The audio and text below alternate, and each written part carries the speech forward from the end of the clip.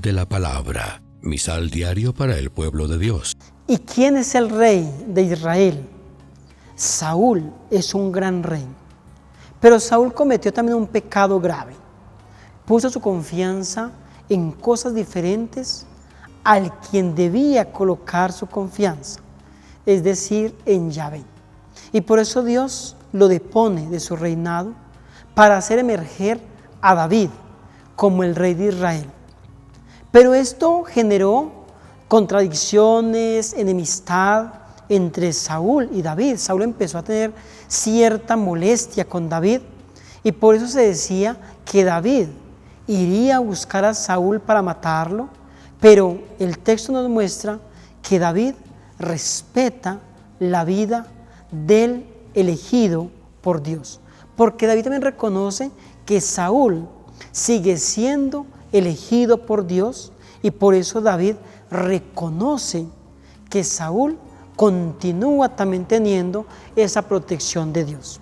Pero al final del texto que hemos leído, reconocemos cómo Saúl también reconoce que David es el elegido y que Dios así lo quiere, y por tanto Saúl reconoce a David también como rey, el rey de Israel, aquel que, como decía en alguna otra meditación, será un pastor, como lo definirá el Salmo 78, un pastor que apaciente las ovejas de Israel. Pero también el Salmo responsorial que hemos escuchado el día de hoy, el Salmo 56, decíamos: misericordia, Dios mío, misericordia, que mi alma se refugia en ti. Así como también los profetas, los reyes, aquellos reyes que han sido buenos, se han refugiado en Dios, también David se refugia en Dios. Porque sabe que solamente refugiado en Dios, su gobierno puede ser según el corazón de Dios. Y por eso David entonces reconoce que solamente cuando el ser humano es capaz de reconocer su pecado delante de Dios, Dios le perdona y lo hace sentar nuevamente entre sus elegidos. Estas elecciones que vamos mostrando en el Antiguo Testamento son también las elecciones que hace Jesús.